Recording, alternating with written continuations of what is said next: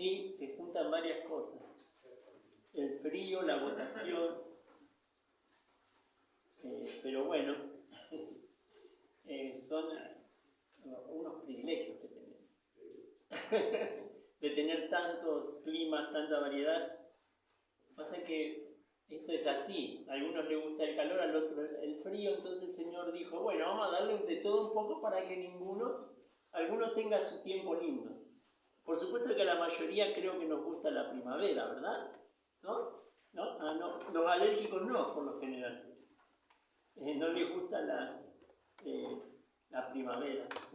Pero bueno, este tiempo de frío es parte de lo que estamos acostumbrados también un poquito a vivir, ¿no es cierto? Entonces, bueno. Agosto no, el año pasado no fue así. Fue distinto. Vamos a abrir en Romanos capítulo 8, ¿sí? La palabra de Dios, y que nos ayuda a recordar la serie que estamos tomando en estos fines de semana. ¿Se acuerdan cuál es la serie? El que anotó sí, ¿no es cierto? ¿Se acuerda? Porque el que anota tiene la ayuda a memoria. Si anotaron cuál era la serie que estamos viendo. Pero creo que al leer Romanos capítulo 8 nos vamos a recordar esto. Y me acerco el micrófono por la grabación porque se escucha más. En Romanos capítulo 8 vamos a ver ahí nosotros el tema, la serie, ¿sí? Versículo 37. ¿Quién lo quiere leer? A ver.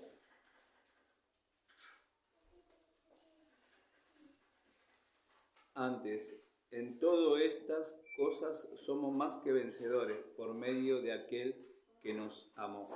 Ahí está.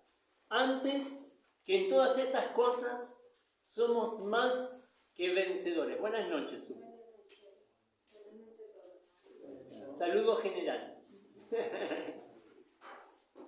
Bueno, ¿cómo nos ha ido esta semana con esto de ser una vencedora o un vencedor? No me respondan, por supuesto. Estamos preguntándonos a nosotros mismos.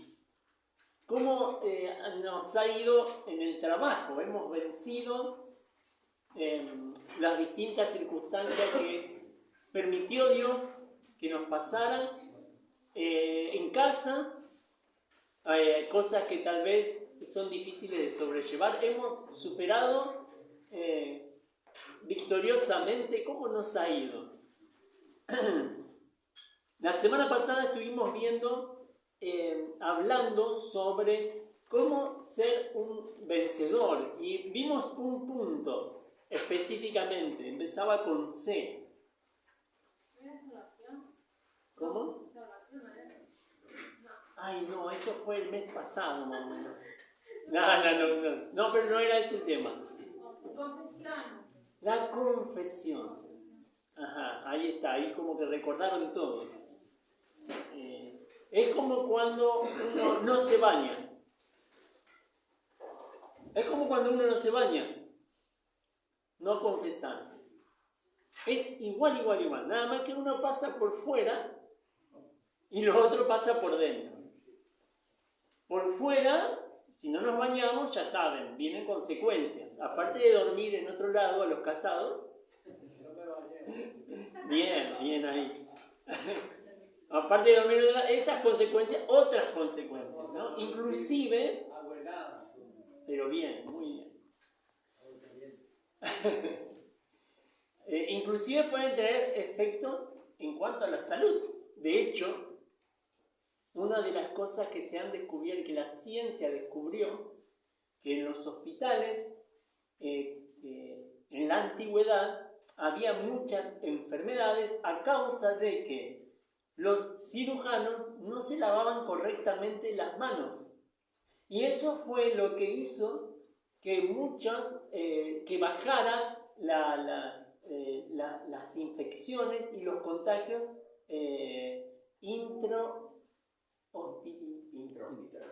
Gracias. Eso que dijo Sergio y Ariel. ¿Eso? ¿Hospitalario? Eso.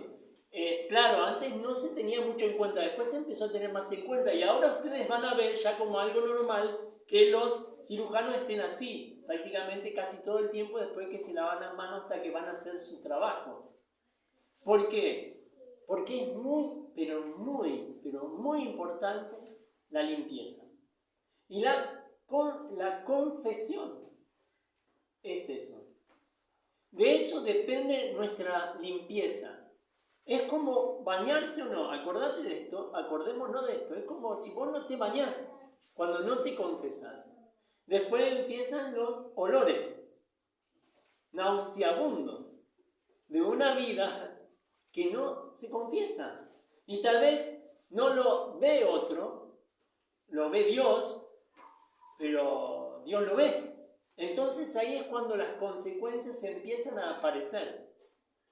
La confesión es decir lo mismo, la palabra confesión es decir lo mismo. Es decir lo mismo, en este caso es decir lo mismo que Dios dice en cuanto al pecado. Para tener una vida de victoria debemos empezar por el cimiento. El cimiento es la confesión.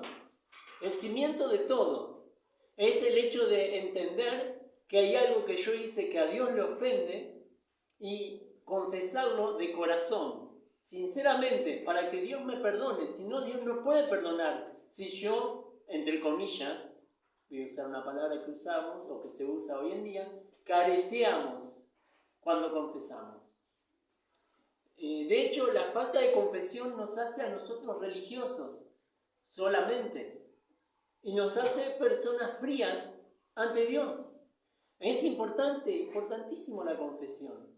Es reconocer que hay algo que está mal, pero después está el arrepentimiento, que es el apartarse de aquello que estuvo mal que yo hice y no hacerlo más. Tomar una decisión de alejamiento y luchar para no caer en lo mismo. Eso es arrepentimiento. De hecho, ustedes van a ver y leer en la Biblia lo que Jesús dijo, y lo dijo Juan el Bautista, que debemos o que deberían hacer frutos dignos de arrepentimiento. Frutos dignos de arrepentimiento. Alguien que realmente se arrepiente. Como Mateo, que cobraba los impuestos. Entonces estaba ahí el odiado judío, cobrador de impuestos para los romanos. Terrible, un traicionero. Se encontró con Jesús. Jesús lo invitó a comer. De hecho, fue juzgado porque Jesús comió en la casa de este cobra impuestos, este traicionero. Fue juzgado porque también estaba Mateo y había otros pecadores.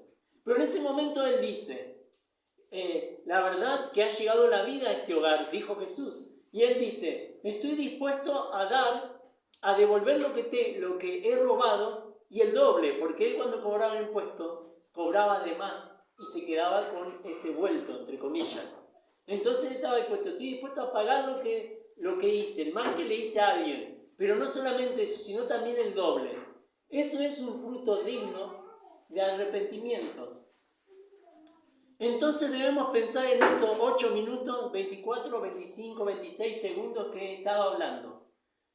Si hemos realmente tenido una vida de arrepentimiento, para poder seguir con el segundo punto, si no, no podemos seguir pensando en lo segundo sin haber hecho lo primero.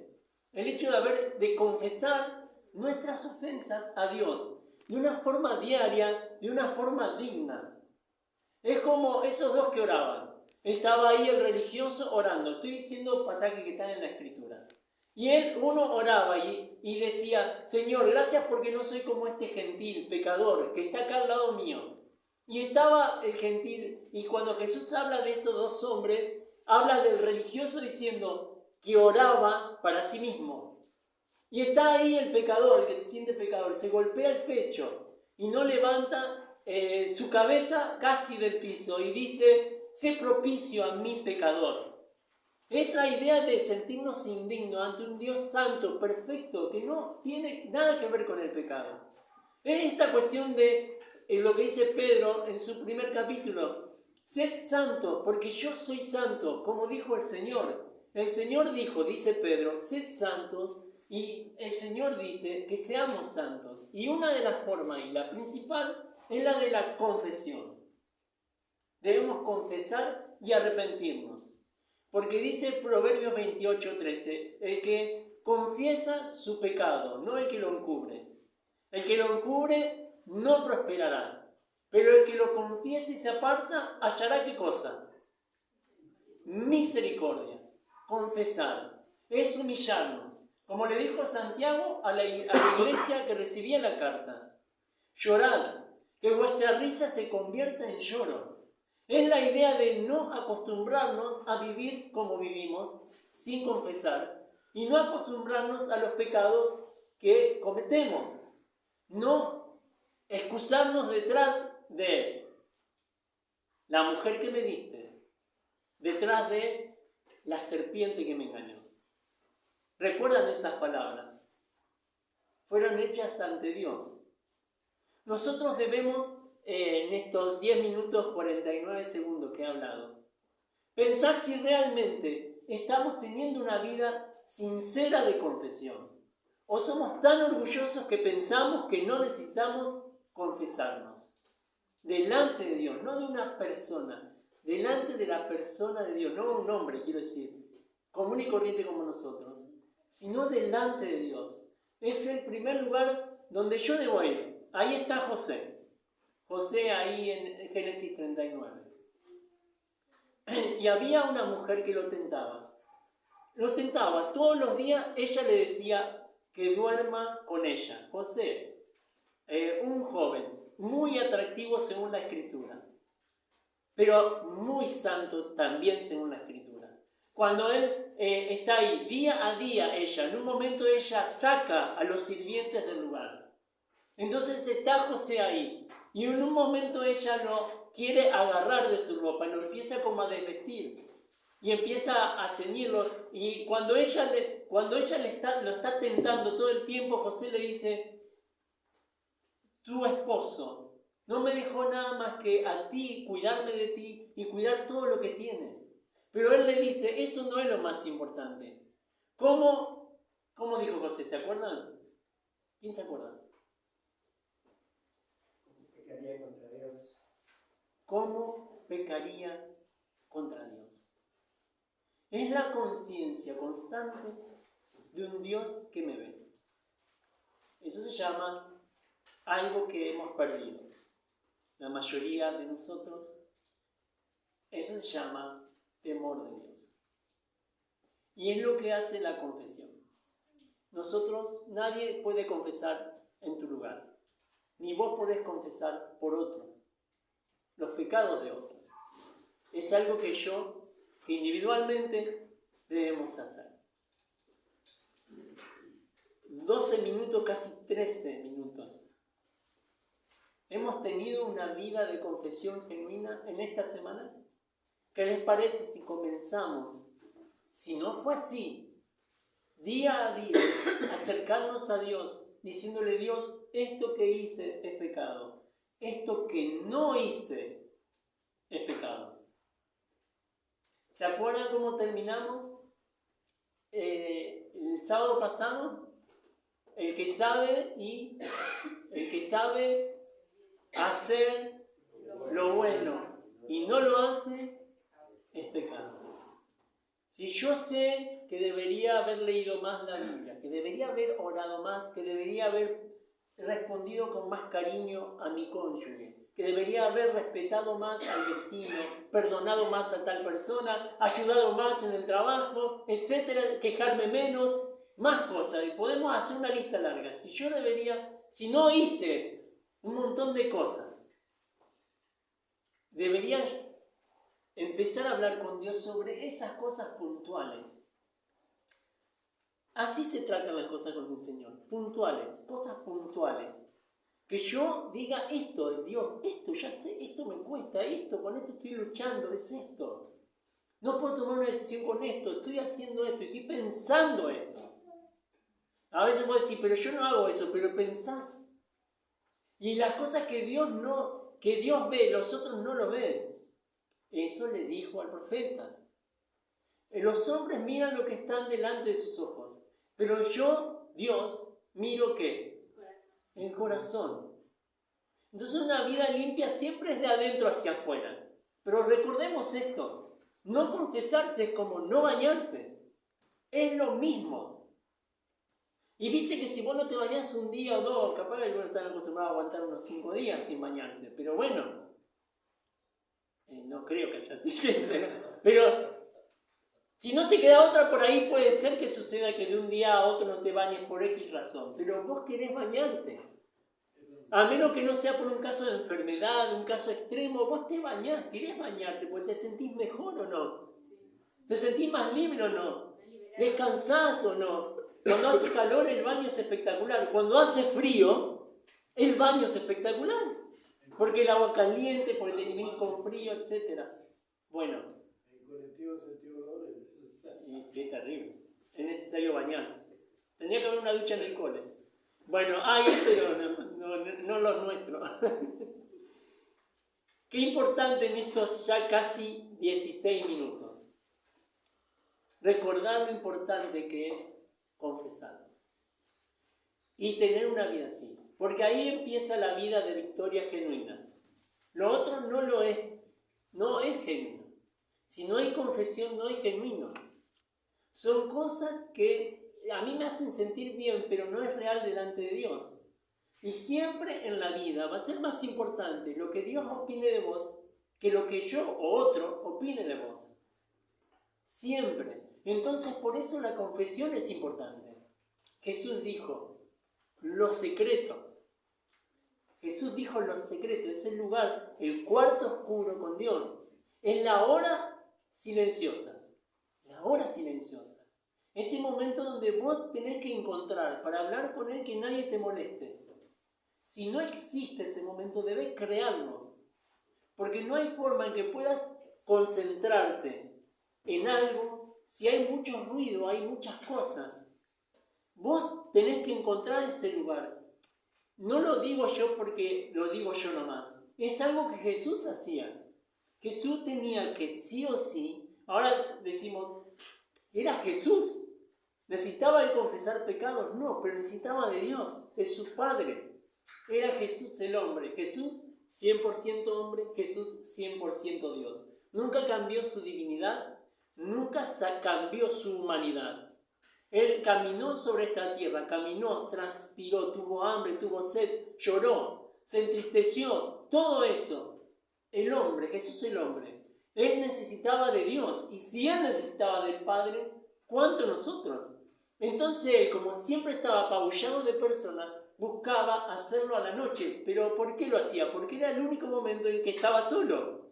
Porque era el único momento en que podía estar a solas con el Padre. Si él lo necesitaba, ¿cuánto nosotros? ¿Cuánto nosotros lo necesitamos? ¿Cuánto? Que somos pecadores, que todo el tiempo tenemos la tentación al alcance de la mano. Y cuando hablo al alcance de la mano, es al alcance de la mano. Literalmente. Entonces, en estos 18 minutos, 20, 22 segundos, ¿cómo ha sido nuestra vida de confesión? Delante de Dios estamos. Jonás, ¿qué quiso hacer? Quiso huir de la presencia de Dios. ¿Pudo? No. Dios les preparó un gran pez. Estuvo ahí. Día 1, el pez. Día 2, el pez. Día 3, confesó y el pez lo vomitó. Él aguantó 3 días porque no quería él confesarse. Cuando él habló con Dios y se arrepintió, el pez lo llevó a la playa y lo vomitó. Y de esa forma es como él fue libre. Cuando él volvió a Dios, confesó su pecado. ¿Cuál era su pecado? No quería predicar en el lugar donde Dios lo había mandado. Un santo hombre un siervo de Dios, Jonás, un gran profeta, pero un momento de su vida no quiso hacer lo que Dios quería que hiciera. Ahora quedan unos minutos para hablar de nuestros temas, del tema de hoy. Hoy es el tema, es bueno, ya se lo voy a decir. Vamos a buscar en Filipenses. ¿Qué les parece? Busquemos en Filipenses.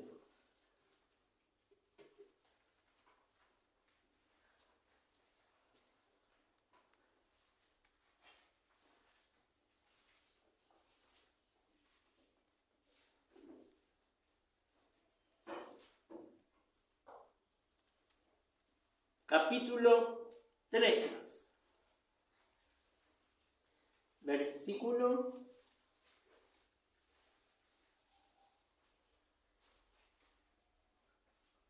14. ¿Quién lo quiere leer? A ver, Filipenses 3, 14. Prosigo a la meta, al premio del supremo llamamiento de Dios en Cristo Jesús. La palabra clave está ahí y es importantísimo. Miren, cuando estaba estudiando en Buenos Aires me tocó ir a hacer un servicio en un lugar que es San Martín de los Andes, un hotel, el Hotel Pichitraful. Pichitraful significa en un idioma autóctono, indio, no sé qué tribu era, pequeño valle hermoso. Porque el hotel está en medio de montaña, San Martín de los Andes, hermoso lugar, todavía está. Y ahí me tocó ir, y ahí fui en los meses, fui como a servir, digamos, fui en los meses de noviembre, época de egresados. ¿Qué se hacía en el hotel? Se llevaba a todas las escuelas que querían llevar, se hace todavía, viajes de egresados. ¿Qué pasa? En ese hotel se les predica, todas las noches hay predicación, y a pesar de que vienen personas de escuelas que no son cristianas, igual se adaptan y van y todo. Eso pasaba antes, ahora no sé bien cómo es. Pero entonces yo fui ahí a servir, ahí todo era leña, ¿no? Toda leña, cortábamos leña, hacíamos un poquito de todo. Pero una de las cosas que hacíamos era ir a una montaña, subir a una montaña. Esto nos llevaba como 5 o 6 horas subir a esa montaña. Ahora, la primera vez que fuimos, subimos los que trabajábamos ahí en el hotel. Entonces subimos la montaña. Cansador, muchas horas con una pendiente hacia arriba. Un camino para ir. Entonces teníamos que subir. ¿Qué pasaba? ¿Qué pasó? En ese momento es como que nos estaban probando para que nosotros podamos hacer el trabajo de guías de los estudiantes que iban ahí. Entonces los que quedaban en la mitad, había una pequeña explanada, por decirlo de una forma, donde vos parabas ahí para descansar. Muchos paraban para descansar, pero después para bajar y no para seguir hasta la cima de la montaña. ¿Por qué era importante llegar a la cima de la montaña? Porque en la cima de la montaña, en el mes de noviembre, en el mes de diciembre inclusive, había nieve. Entonces los que llegaban hacían este tour, como decirlo, caminando. No se le dice así, se le dice de otra forma. Trekking. Bien. Trekking. ¿Así está bien? Ah, mira, ¿viste? ¿Hablas inglés? Uy, le dijo una. No, pero eso es francés. Ah, entonces sé 2 idiomas. Bueno, sigamos.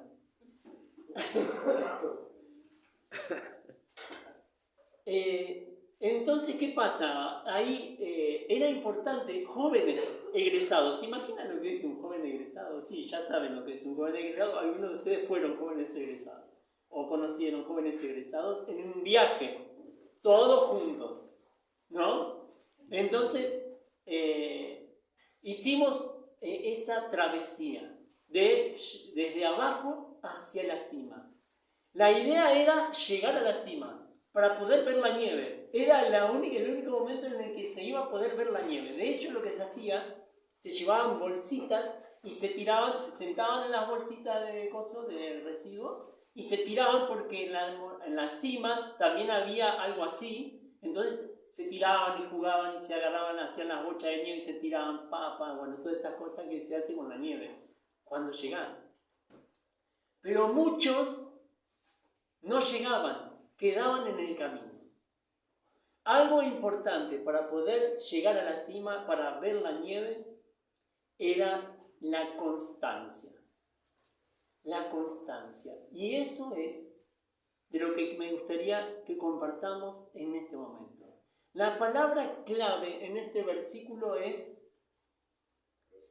prosigo. Prosigo. Prosigo para ver la nieve. Prosigo a la meta. Prosigo.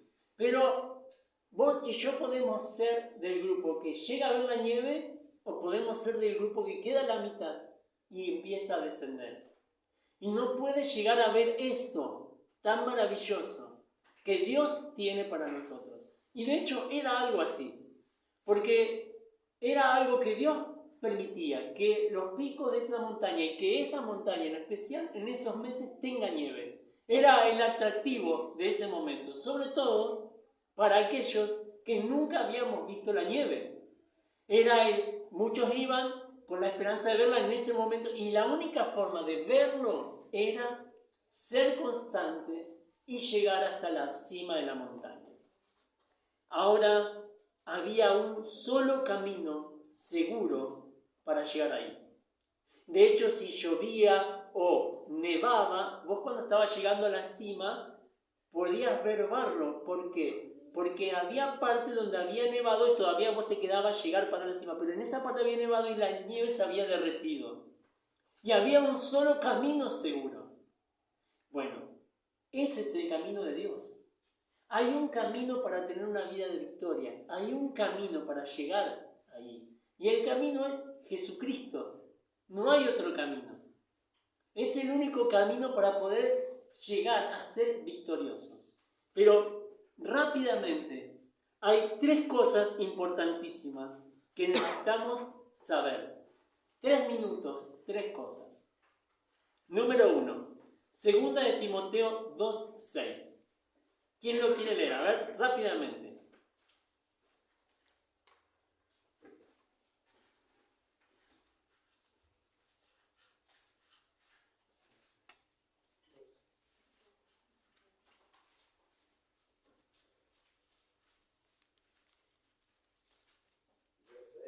Ajá. El labrador para participar de la fruta. Sí, está bien. 2 de Timoteo Debe 2:6. trabajar primero. Ajá, bien. El labrador, para trabajar de los frutos, para disfrutar de los frutos, para ver los frutos, debe trabajar primero. Acción de emplear gran fuerza física o moral con algún fin específico. Eso es la definición, según el diccionario, del esfuerzo. Número 1, esfuerzo.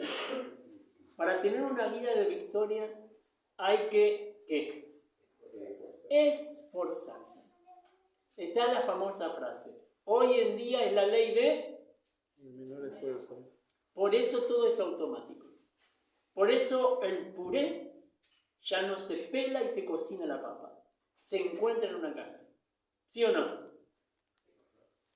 Ustedes no lo hacen así, pero eso es así. Para eso existe el microondas.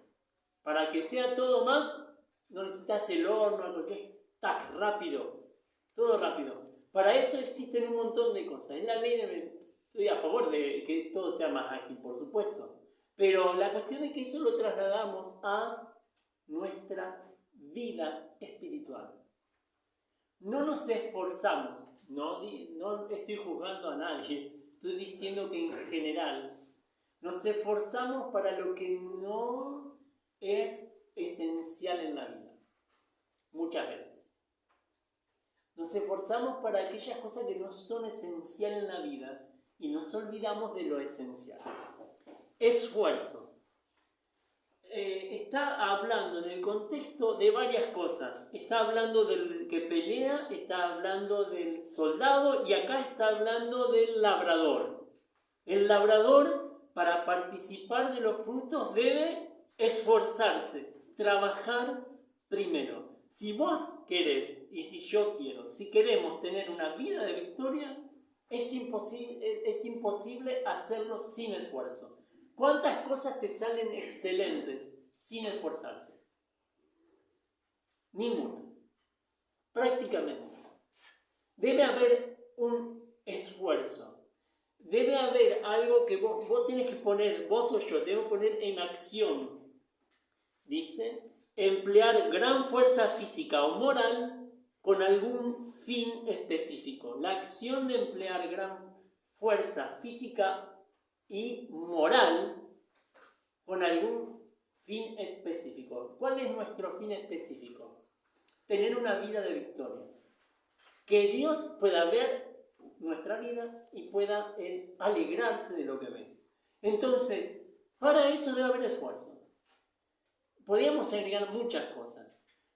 Por ejemplo, la renuncia. Renunciar a cosas es esforzarse. Renunciar a algo para tener algo para Dios, para hacer algo para Dios. Renunciar a cosas para que yo pueda ser un instrumento más útil para Dios. Sé que es feo en algún sentido hablar de esto, porque es difícil asimilarlo. Pero estamos todos en la misma. Si no nos esforzamos, las cosas no se consiguen. Pero es importante esto. Presten atención, porque lo hacemos con el laburo. Lo hacemos con la casa, lo hacemos con el auto, lo hacemos con los hijos, lo hacemos. Y está excelente. Nadie va a estar en contra de eso. Pero no lo hacemos con la vida espiritual, con nuestra relación con Dios, con nuestro crecimiento espiritual. Entonces, por eso es muy importante sí hacer todo el esfuerzo con todo lo que ya les dije, que debe ser así. Sobre todo si sos cristiano, debes ser esforzado en todo. Pero no dejar de lado, sobre todo si sos cristiano, la vida espiritual. Tu relación con Dios. Tu crecimiento, tu carácter, el mío, deben ser cambiados. Y para eso debe haber esfuerzo. Hay algo que debo dejar y hay algo que debo empezar a hacer. Eso es esfuerzo. Y en eso está el hecho de hacer las cosas cuando no tenemos ganas de hacerlas. Eso es esfuerzo. Una vez estaban dos trabajando, ahí donde estudiaba yo, y había uno que había venido de Colombia. Y había otro, había de varios países, y había un argentino. Y el argentino estaba ahí tratando de traer los pastos despacito. Y estaba el colombiano. No me crees. Y estaba el colombiano. Yo hacía, y le agarraba con todo, y lo juntaba todo, guardaba el pasto, lo metía en la bolsa. Y el argentino. Y el argentino. Y juntaba normal. El otro no, el otro quedaba con todo. Y llegan al cuarto, donde estaban juntos, digamos, en el cuarto. Y le dice el argentino, che, la verdad que sos un gran ejemplo, qué bien trabajás. Dice, ¿viste? Y el colombiano le dice, ¿sí te parece? La verdad que mientras yo hacía eso, estaba pensando, ¿qué estoy haciendo acá? ¿Por qué me tienen acá con el pasto? Yo no vine a trabajar acá. Yo vine a estudiar la Biblia, yo casi soy pastor. ¿Por qué estoy haciendo esto? ¿Qué me tienen acá trabajando? Y por eso hacía lo que hacía. Era algo exterior mal interpretado. Un esfuerzo en el lugar incorrecto. El otro era un tibio, supongamos, en su trabajo. Supongamos. Argentinidad al palo. Pero el otro hacía eso porque estaba enojado con Dios y con la circunstancia que le estaba tocando vivir. Entonces, por eso siempre debemos decir, es muy importante lo que Dios opina de nosotros y en dónde estamos aplicando toda esta inteligencia que Dios nos dio, toda esta capacidad, no sé, carisma, inteligencia para hacer cosas. Si Dios está involucrado en todo esto que Él nos dio, y nos estamos esforzando para tener vidas transformadas. Número 2, rápidamente. Me pasé un minuto recién, pero es un minuto nada más. Romanos 12:11. A ver.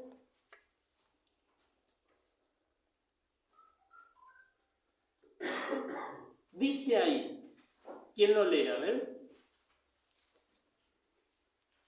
En lo que requiere diligencia, no perezosos, fervientes en espíritu, sirviendo al Señor. Muchas gracias. Esfuerzo.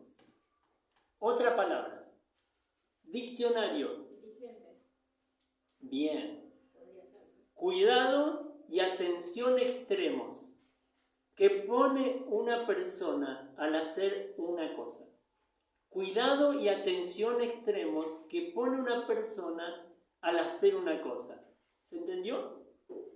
Esa palabra es esmero. Esmero es el cuidado y atención extremos que pone una persona al hacer una cosa. No hablamos de esfuerzo, ya hablamos de esfuerzo. Ahora estamos hablando de esmero. Es distinto. El esmero es el esfuerzo. Agarrás y te levantás. Voy a hacer la hora silenciosa y empezás a orar. Al rato. La hora silenciosa. Estás haciendo la hora muy silenciosa tu oración. Demasiado silenciosa, demasiado temprano. Y escribe. Esfuerzo. ¿Sí? Escribís. Hablaba de la mentira y vos decís, debo empezar a mentir. Luego porque estás dormido. Escribís eso en la hora silenciosa. Esmero. Te levantás y empezás a orar. Ronca. Al rato dices, ay, estoy orando. Vas al baño y te lavas la cara. Y empezás y decís, ay, con esto estoy escribiendo. Y ves la hora silenciosa de ayer y ves que está toda la letra horrible. Claro, porque escribiste medio dormido, cansado, te querías ir a trabajar porque llegabas tarde. Entonces escribiste la letra y agarrás y decís, no, tengo otra lapicera. Y agarrás otra lapicera y empezás a escribir más lento para que la letra te salga mejor. Esmero. Es el paso más, es el del detalle. Ese es el Dios. El Dios que tenés es así. Es el del detalle. Es el que hizo el arco iris. Es el que juntó el sol con gotitas de agua y hizo el arco iris. Ese es el Dios que tenemos. Ese es el Dios que nos ayuda y que nos demanda a nosotros también esmero. Acá está diligencia. Diligencia en lo que requiere diligencia, no ¿qué cosa? Perezosos, fervientes, sirviendo al Señor. Es el esmero, es las ganas, es ponerle ganas, es sonreír a pesar de lo difícil que es. Es estar con una buena actitud a pesar de los problemas. No es que decir que los problemas no existen, no careteas los problemas, lo estás sobrellevando. Estás pidiéndole a Dios fuerzas para poder tener una buena actitud cuando servís a Dios o cuando vas a laburar. No tener esa cara de tetera, digamos, ahí con los otros. Siendo una cristiana, un cristiano, a pesar de que te costó levantarte, hacer tu hora silenciosa, vos estás esmerándote. Y te sonreís y tenés una buena actitud hacia el otro. Eso es esmero. Es el detalle. Es cuando vos, yo soy pintor, pintás. Pero una cosa es pintar, quedó bárbaro. Pero allá hay un huequito, yo lo veo. El cliente no lo ve, pero yo lo veo. Y no puedo dejarlo. Me voy, tengo que volver a emparcharlo. Lo emparcho, pinto. Y si hay que pintar la pared, se pinta de nuevo. Es esmero. Es más allá. Es más allá que el esfuerzo. Para ser victoriosos. Si queremos ser victoriosos, esto debe estar aplicado a nuestra vida. Terminamos con 1 de Juan 2:3. Dice ahí la palabra de Dios. A ver quién lo quiere leer. Estoy dejando varios versículos que hablan de pereza y etcétera, ¿no? Dice 1 de Juan 3:2, perdón, dije al revés. Capítulo 3, versículo 2.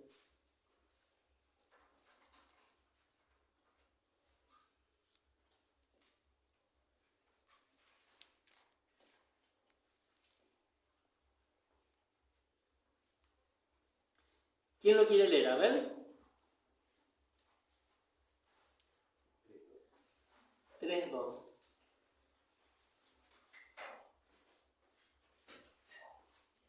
Amados, ahora somos hijos de Dios, y aún no se ha manifestado lo que hemos de ser, pero sabemos que cuando Él se manifieste, seremos semejantes a Él, porque le veremos tal cual es.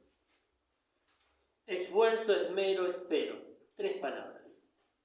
Espero a Dios. Espero verle. Y eso es la motivación por la cual yo quiero tener una vida victoriosa. ¿Por qué? Porque no sé ni el día ni la hora en que Él va a venir. Sea cuando fuere que Él me encuentre, si es hoy que Él me encuentre teniendo una vida de victoria. Que vos y yo tengamos vida de victorias, no de derrotas. Que Él nos encuentre victoriosos en Cristo, en Él. Porque todo lo puedo en Cristo que me fortalece.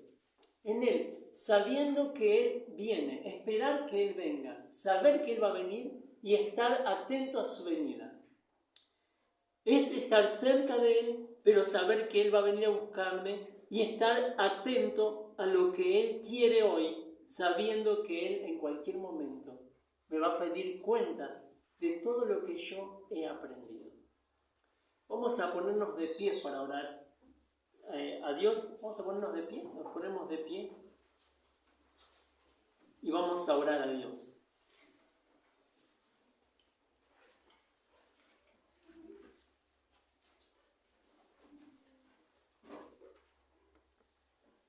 Una de las películas cristianas más hermosas que he visto, que no me acuerdo el nombre, es de una chica que corre campo traviesa. Y algunos de ustedes se las he recomendado y algunos la han visto. No quiero espolearla, como se dice, la película, pero quiero decir algo. Al terminar la película, dentro de una historia maravillosa, real, una jovencita, no sé si de 15, 16 años, quiere correr, hace su esfuerzo, a ella le gusta, pero ella se crió sin su padre, solo con su abuela materna. El papá desapareció. En todo esto, entre comillas, por casualidad, su entrenador encuentra a su padre, pero él estaba internado. Él estaba internado y sin vista, ciego. Entonces, atando cabos, el entrenador se da cuenta de que este era el papá de la niña que él estaba entrenando. Y al final de la película, casi al final, su entrenador le dice a las autoridades de los que hacen esta asociación de los que corren, que la idea de él era que puedan llevar audífonos, auriculares, que era algo que no se podía hacer. Bueno, le permitieron. Entonces, lo que hace este entrenador le da, si los que vieron le recordarán, le da para que grabe un audio para que su hija lo escuche mientras corre. Y es conmovedor toda la situación. Ella va a correr y prende eso, lo que sea que tenía grabado y que tenía en su oído constantemente. Y si ustedes recuerdan, el padre le va hablando. Le va hablando mientras ella corre. Y le va diciendo tal cual cómo debía hacer para que ella pudiera llegar a la meta. Y en cada corrida, y cuando, bueno, no voy a decir todo porque no, es largo, pero el padre le va diciendo, el padre conocía la pista porque se la mostró el entrenador, entre comillas, se la mostró a su papá ciego. No sé, le fue diciendo mientras iba pasando los minutos en la grabación qué era lo que ella tenía que hacer. No me puedo olvidar cuando él le dice así: ahora es la hora de tu último esfuerzo. La llegada está cerca. Ahora tenés que dar lo mejor de vos. Ahora tenés que dar lo mejor de vos. Vas a ver que te está alcanzando la persona que corría atrás. Pero ahora es cuando vos tenés que dejar todo, porque ya la meta está cerca. Eso se lo dijo su papá a su hija en el oído mientras ella corría, mientras ella proseguía la meta. Su papá al oído le dijo: estás cerca, da lo mejor. Ella fue victoriosa porque escuchó a su papá. Y eso es fundamental para que el cristiano llegue a ser victorioso, escuchando a su papá, que te está hablando al oído. Nos está hablando al oído. Es importante que mientras corremos la carrera, prestemos atención, porque la meta está cerca. Oramos.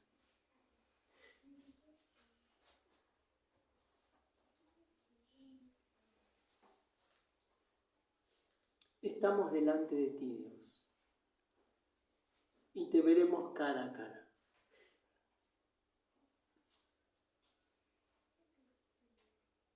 Tú nos hablas al corazón. Y qué bárbaro, porque muchas veces mientras corremos esta carrera, como dice tu palabra, hacemos oídos sordos. Pero tú sigues hablando a nuestra vida. Porque sabes, Señor, de nuestras necesidades. Como ese papá de la película que le decía a su hija: sé que estás cansada a esta altura. Sé que estás cansada a esta altura, pero debes continuar. Esas son tus palabras, Dios, hablando a nuestro corazón, a nuestra vida. Son tus palabras hablando. En tu misma palabra, Señor, nos dice que debemos proseguir a la meta. Ser constantes, porque la llegada está cerca, Señor. Te veremos cara a cara. Por eso, Señor, ayúdanos a con un corazón sincero estar esperándote, Dios. Gracias, Dios, por tu palabra. Gracias, Señor, por tu presencia en nuestra vida. En el nombre de Jesús. Amén.